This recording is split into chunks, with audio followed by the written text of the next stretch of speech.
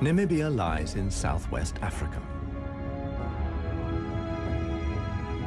The Namib Desert stretches for almost 2,000 kilometers along the coast. To the north, the desert is crisscrossed by several dry river valleys. One of them is the Huanib Valley.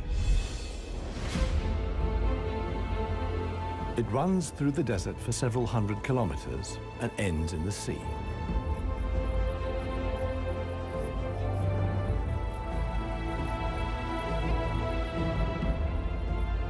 Water flows here once, at most twice a year.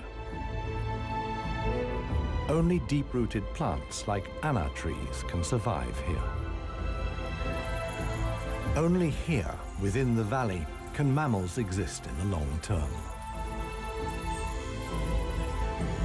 It is the home of the desert elephants.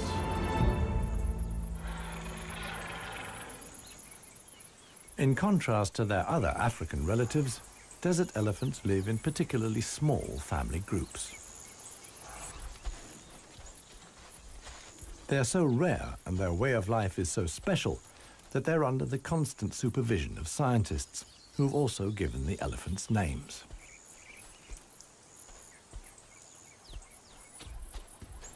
The head of this family is alpha cow Clarissa. The animals don't leave her side for a moment. Only Clarissa knows how to survive in this extreme environment. The shoots of the anna tree are now ripe.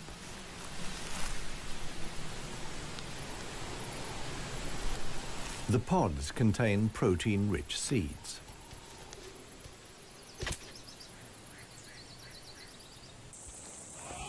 Clarissa has known every one of these trees since her childhood.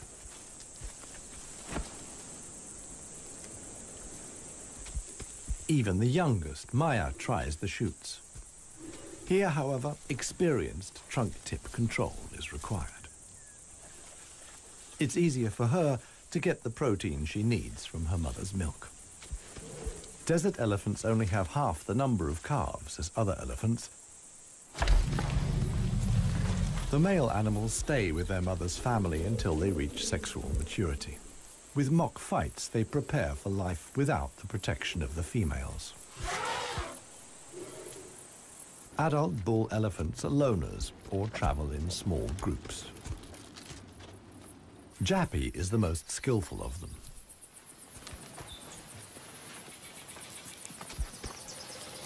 His younger brother watches enviously as Jappy brings down apparently unreachable branches from the tree.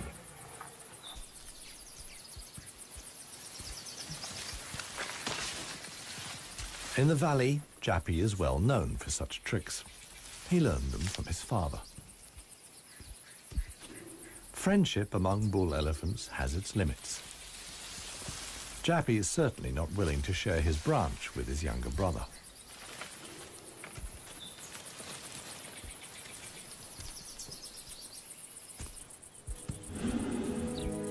Their father, One Tusk, is now nearly 60 years old. His trademark is the missing right tusk, lost long ago in a hierarchical battle. For years, he was the undisputed king of the Huanib. Now he lives in seclusion. One Tusk's legs are weak. He can no longer keep up. The aging bull is already being watched by a male jackal, which lives in the Huanib Valley with its partner. Jackals mostly hunt smaller animals, but they wouldn't turn their noses up at a dead elephant.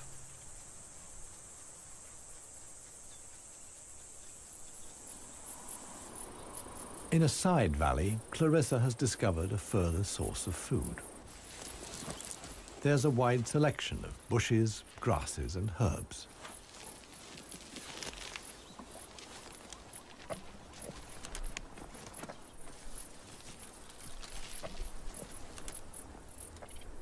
The elephant's climbing skills far surpass those of their savanna-dwelling relatives. This, too, is a form of adaptation to their special habitat.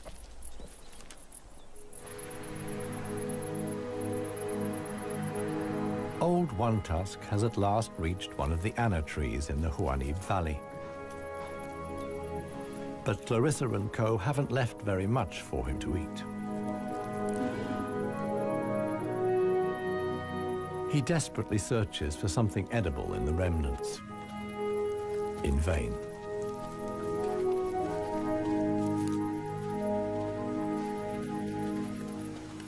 For the inhabitants of the Namib, survival is hard. They're used to going for long periods without water. Many get liquid from their food or know secret sources of water.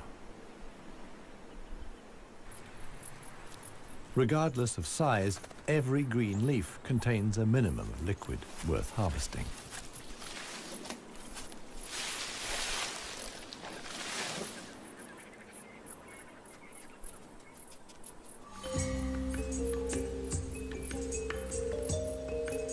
Outside the dry river valleys, there is scarcely any vegetation. Here, only extreme specialists survive. The Namib desert beetle is no bigger than a fingernail.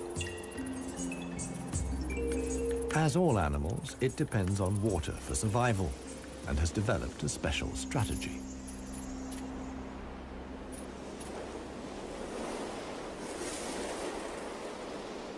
Even the tiniest traces of dampness in the air condense on its carapace.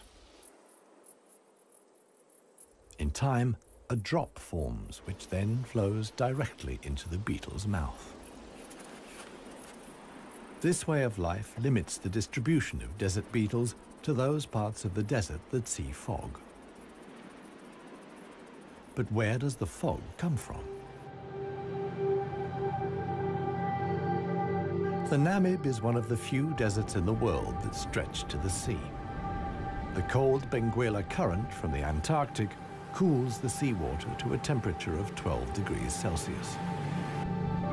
When the water reaches land, it evaporates in the warm desert air. Around 200 days a year, the desert is wreathed in mist, which sometimes extends hundreds of kilometers inland into the dry river valleys.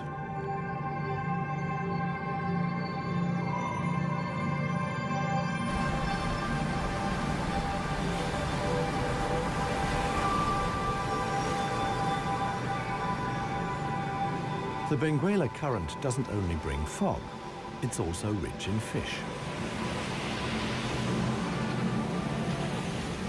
The animals that benefit most are the brown fur seals.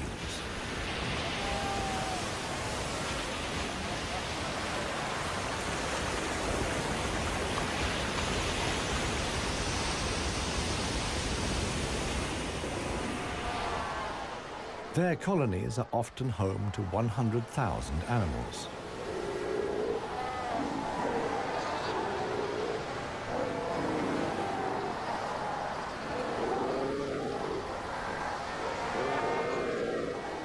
Right now, there's good reason for so many seals to congregate here. The mating season is just beginning.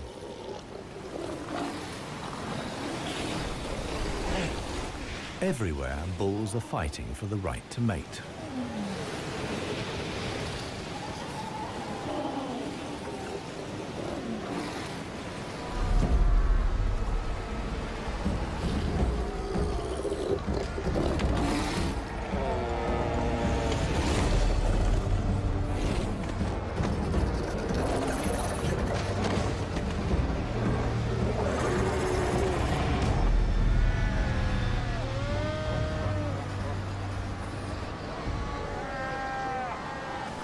The strongest conquer a whole harem and then have their flippers full.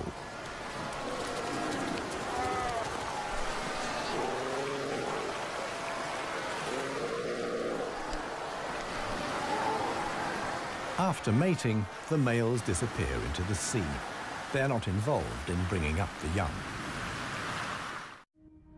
The fog sometimes penetrates as far as the Huanib Valley.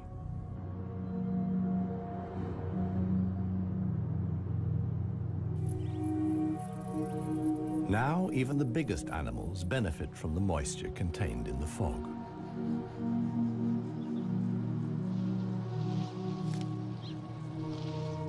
Jappy and his brother can take on a lot of liquid from the drops of dew on the plants they eat. This allows the elephants to go without water for up to 4 days at a time. The pair are still on the move together. This will soon change.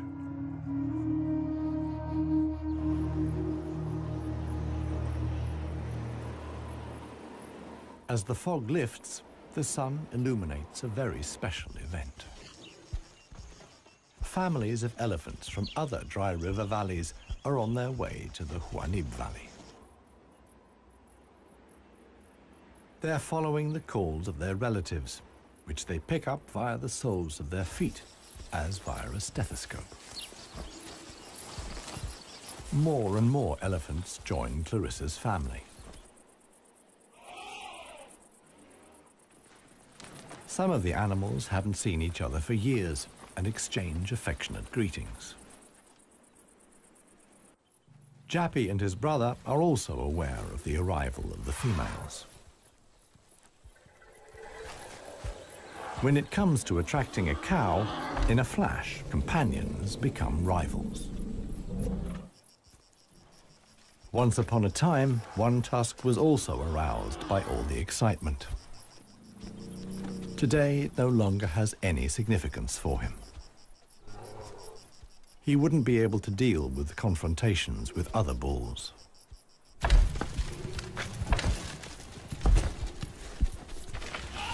His sons and grandsons, on the other hand, are very excited. For them, it's important to make the most of the female's willingness to mate and prevent others from taking advantage.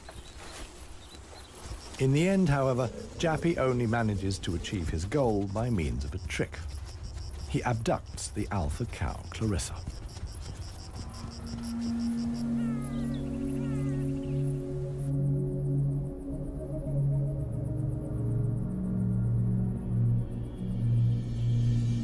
While many of the inhabitants of the valley spend the night hours asleep, this is the time of the real desert dwellers. The Namib sand gecko is only active at night. In the darkness, the little predator looks for crickets and spiders.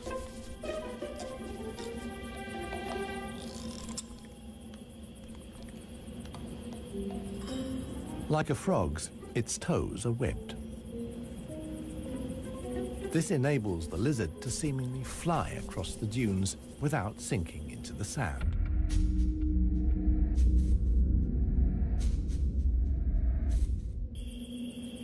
But it also needs to be on the lookout.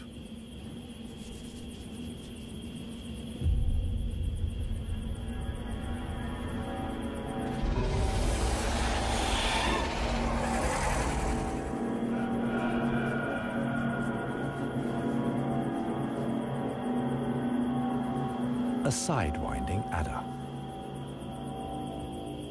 Similar to desert elephants, beetles, and geckos, the snake has a hard life in the Namib.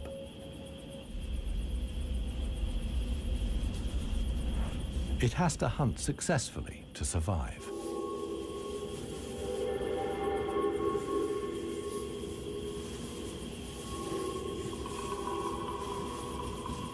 Once it finds a good spot for an ambush, it goes to ground.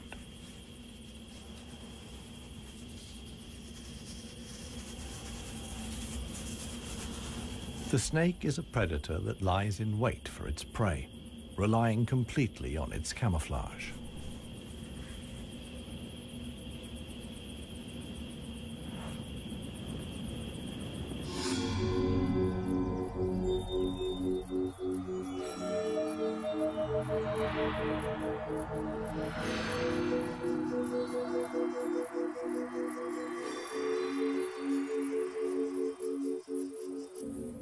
For the sensitive gecko, it's time to go.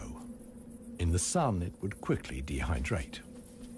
Here, too, webbed feet come in handy.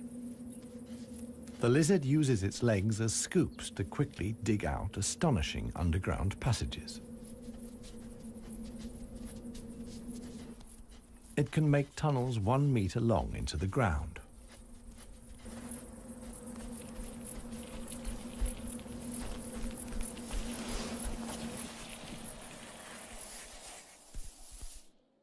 Here, it's safe.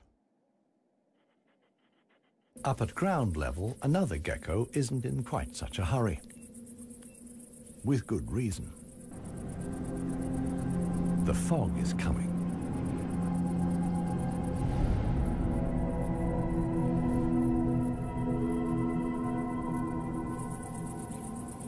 The lizard's large, mirror-like eye surfaces allow the fog to condense here. At last, water.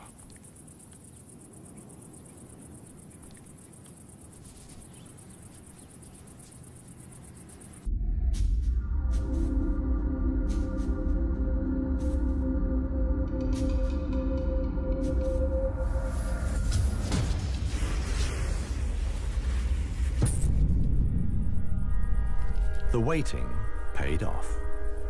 This morning, the sidewinding adder can have breakfast and get some liquid into the bargain.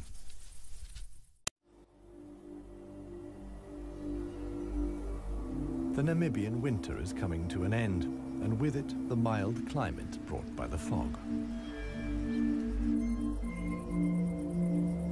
Relentless heat descends on the Huanib Valley.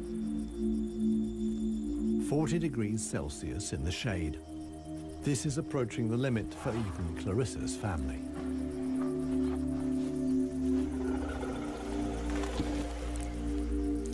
Elephants don't sweat, and so protect themselves against overheating by fanning their ears. But it seems too hot, even for that. The heat is hard to bear for all the animals, but for the youngest, the sun can be lethal. Maya is really suffering.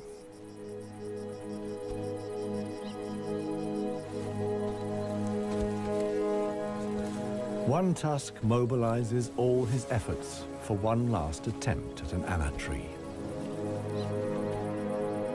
But he no longer has the strength. Exhausted, he withdraws to the shade. During his long life, his legs have carried him more than 400,000 kilometers. As with most bull elephants, the last few steps he will take alone. Despite the heat, Clarissa can't afford to take a break. She urges her family to move on. Desert elephants have to spend up to 20 hours a day eating 200 kilos of plant material.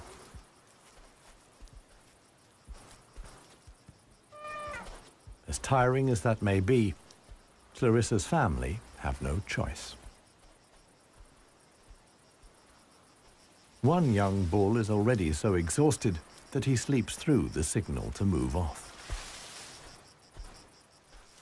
He only wakes up when the other elephants are already out of sight.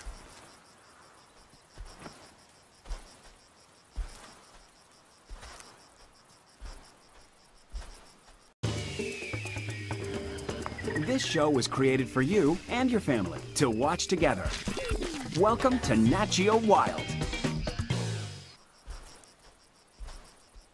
It finally dawns on him that he really is all alone. Clarissa and the rest of the family have noticed his absence. The animals try to locate each other via smell using their trunks, which are extraordinarily sensitive.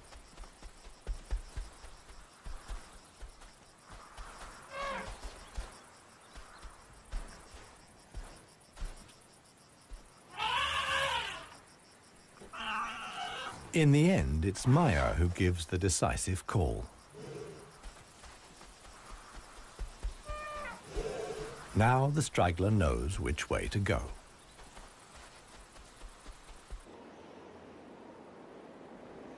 The extremely dry period shows no sign of coming to an end. 1 week later, the heat and the elephants have combined to decimate the plant life in the Huanim Valley. Vultures take up positions on the trees on the edge of the valley. Their time will come when the other animals can find nothing more to eat.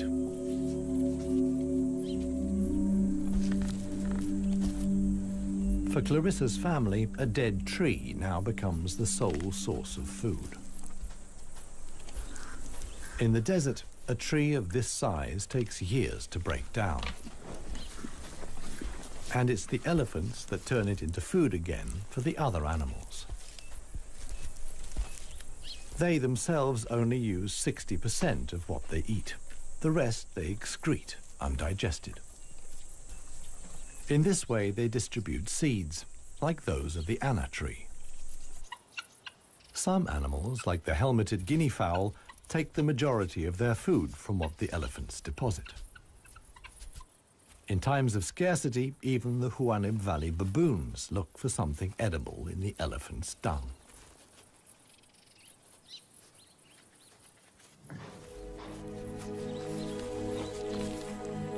Old One Tusk has one more go at the wood.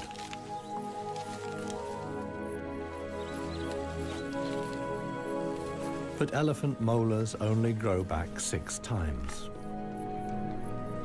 One Tusk's teeth are worn out, and his attempt to eat wood the way he used to is doomed to failure. In other parts of Africa, older elephants seek out swamps where they can live for a while longer on softer leaves. Here, there is no such possibility.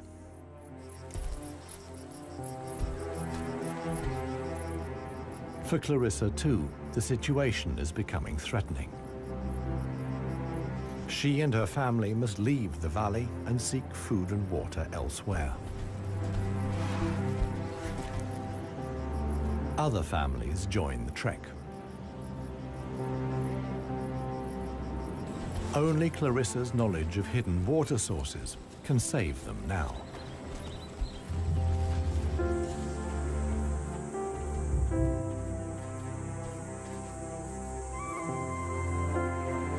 Scarcely any animals are left in the valley. Even the jackals are leaving. In their search for food, they will move along the Huanim Valley until they reach the coast. Only One Tusk is too old and too tired for the trek.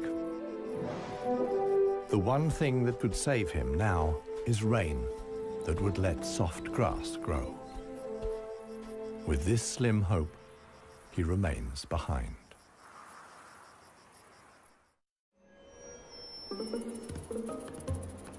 The Namib desert beetle is also looking for something to eat. In contrast to most of the desert dwellers, it is not seeking fresh young shoots.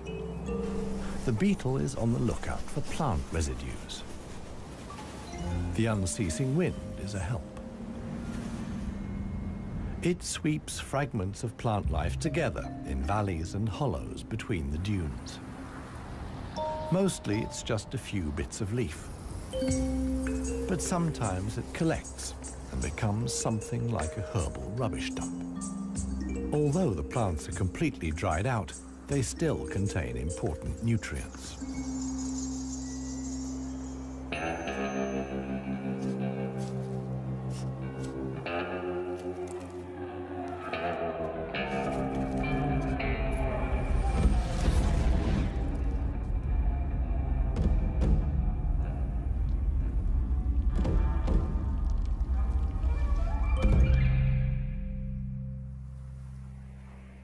The Namakwa chameleon is one of the most dangerous hunters in the Namib Desert. For desert beetles, at any rate. But the beetles don't usually make it quite so easy.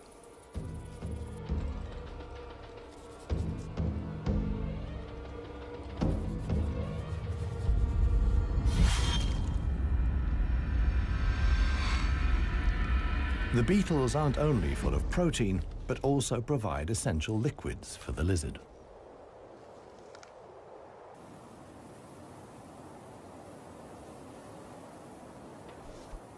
Namaqua chameleons are the biggest reptiles the Namib can support. In contrast to the mammals, they can't undertake long migrations to look for food and water. Similar to the Huanib, a river once flowed here.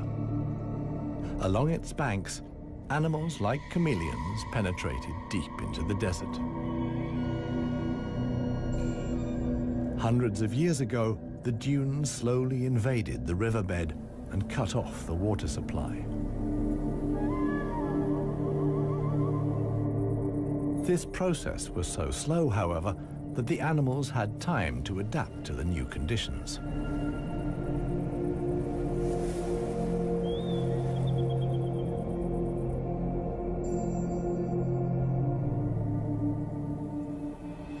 The mammals didn't need such a long period of adaptation. Their ability to migrate over long distances enabled them to conquer the desert much more quickly. The pair of jackals will soon reach the coast.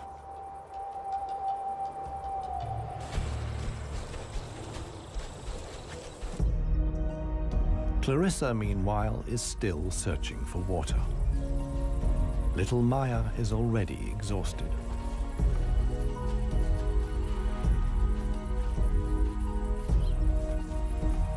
The group has to keep stopping.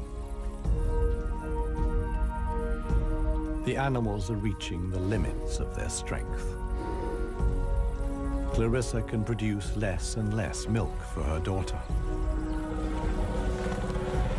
Suddenly, a commotion as Maya sinks to her knees. But Clarissa urges her offspring onwards. It is their only chance.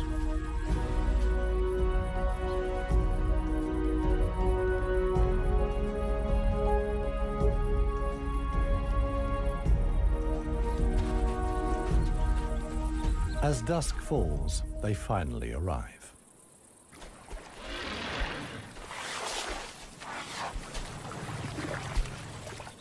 Thanks to Clarissa's knowledge, there's something to drink at last.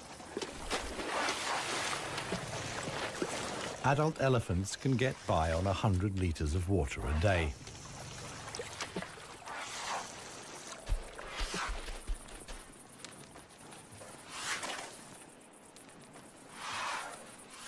The subsequent dust bath serves to protect the elephant's skin from the relentless sun. The trek to the next source of food is long.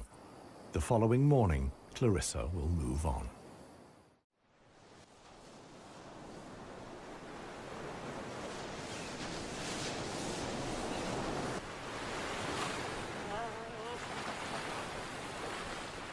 The jackals have finally reached the sea and move southwards along the coast.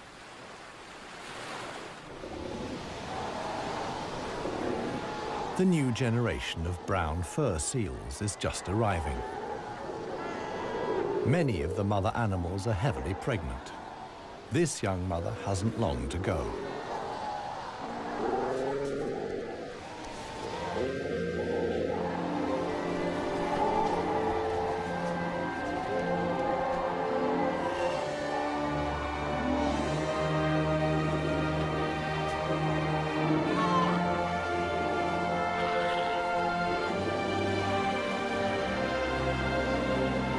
The mother at once welcomes her offspring into the world.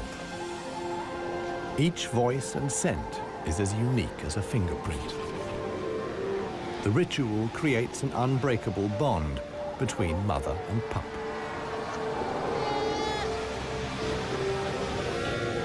Directly after the birth, the pup has to be suckled.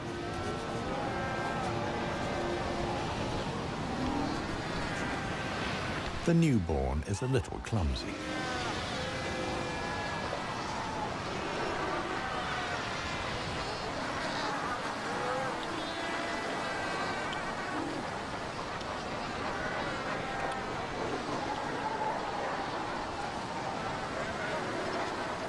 The young mother is not alone. Tens of thousands of other females have also given birth. Space is at a premium in the colony, a risky situation for the babies.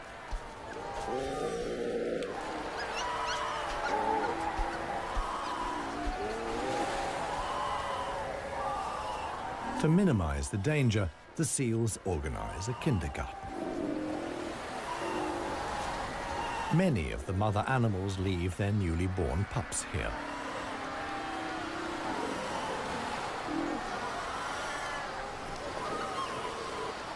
The nursery not only offers the young pups protection, but also makes it easier to find them later.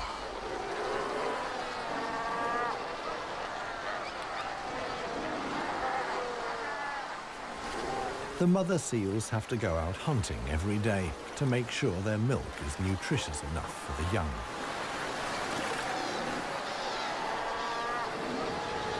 But when choosing the location of the kindergarten, they forgot about the tide.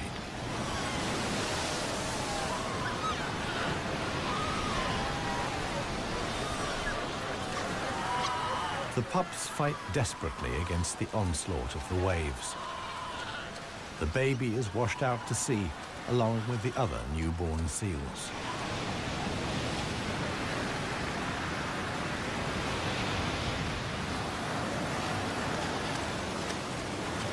Seal pups can swim, but they don't have the protective layer of fat of adult animals. The pup fights for survival. Another is slowly but surely losing the battle. Within a few minutes, the pups are so exhausted that they can no longer keep their heads above water and drown.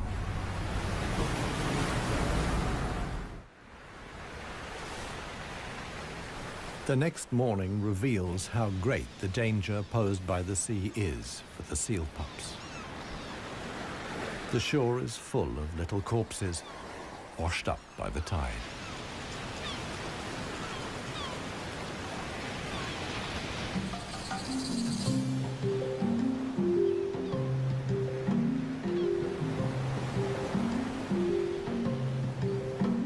The jackals from the Huanib.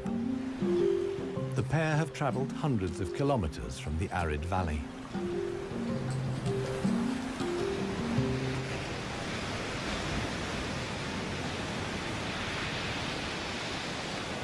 The seal colony is now their only chance of food. Jackals aren't choosy. For them, eating carrion is nothing unusual.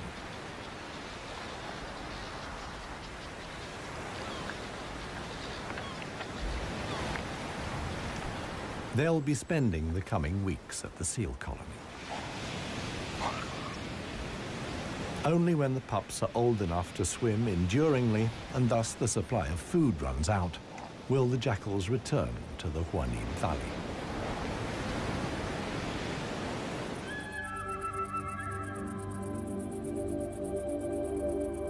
It's not only the jackals that undertake such long treks.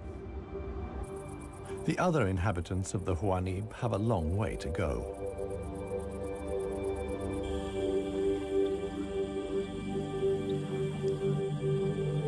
An oasis hidden deep in the desert. Oasis.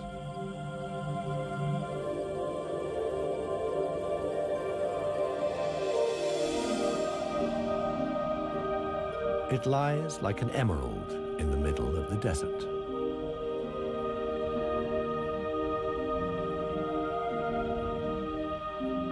A thin band of loose vegetation lines the watering hole.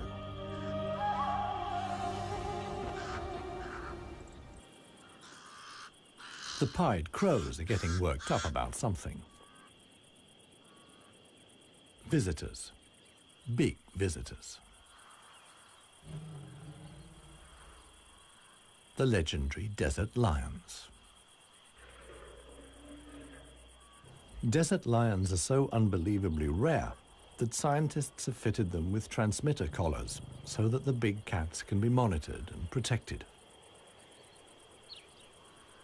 Two females have taken up positions in the undergrowth with their young.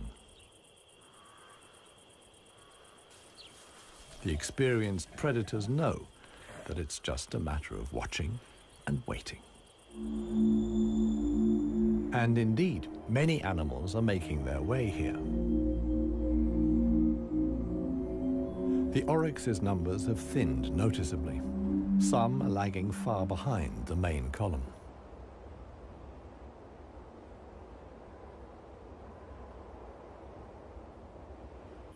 After more than 10 days' trek, the first animals finally reach the source. Cautiously, they approach the steep bank. They're in danger of sinking into the soft ground.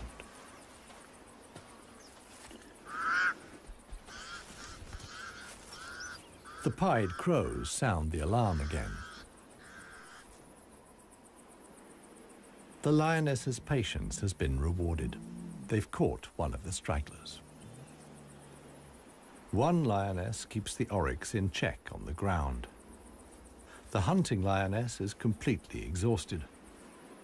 Fighting the antelope has taken the last of her strength.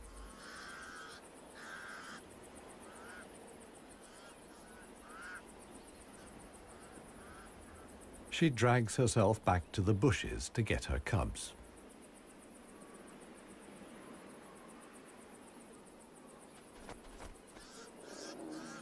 The other lioness keeps the pesky crows at bay.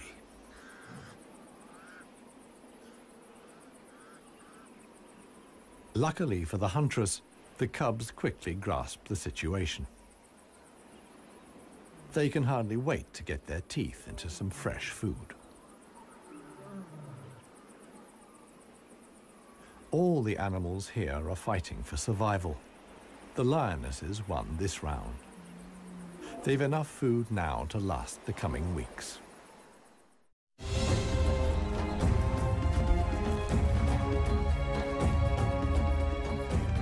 Clarissa and her family have finally reached the neighboring Dry River Valley.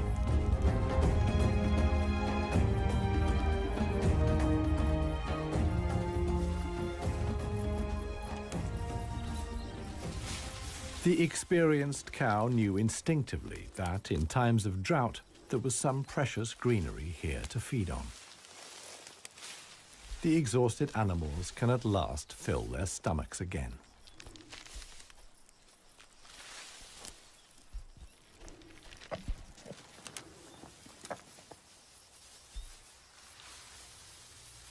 And this is how a happy, full-up baby elephant looks. Maya in paradise.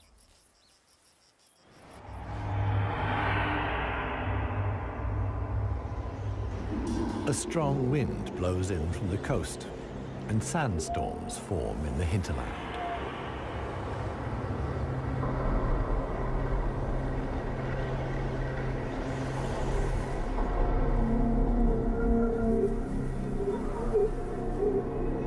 They reach the river valley where Clarissa and family have found food and shelter.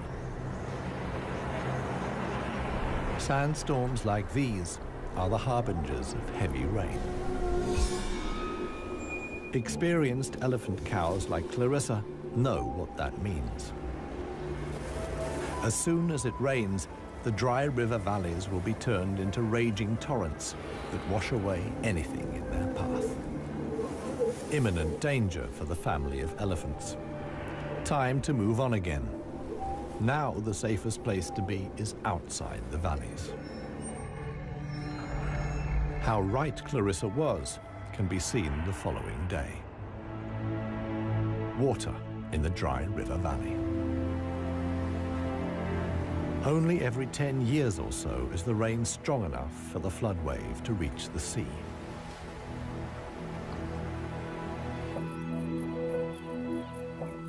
Just a few days later, the first green shoots begin the transformation of the dry river valleys.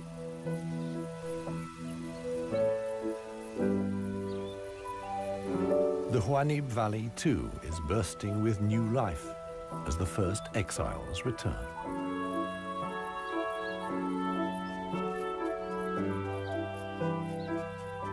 For one animal, however, the rain came too late. Old One Tusk succumbed to hunger before the first drops fell. The jackals find his body on the edge of the valley.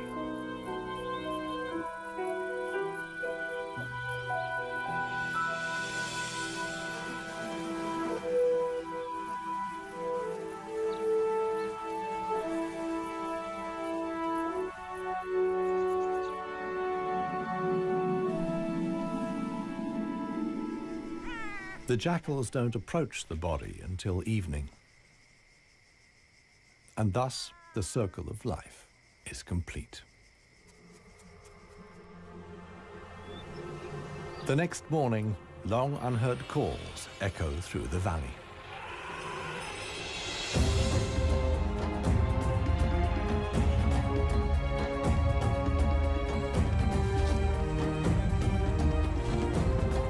Clarissa is back. Her family survived the floods unscathed.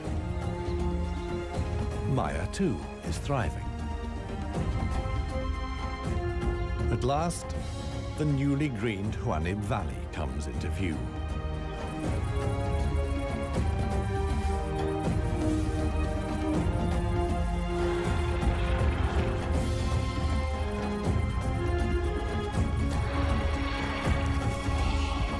Clarissa's family is home again.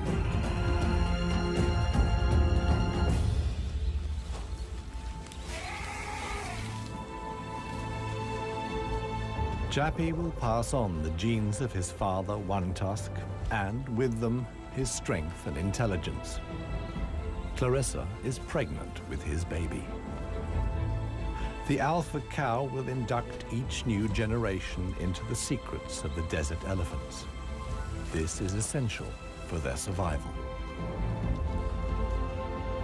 The Huanib River Valley is probably the last real wilderness in Namibia, one in which only the cleverest, most intelligent of the animal world can survive. A life of extremes in the home of the desert elephants.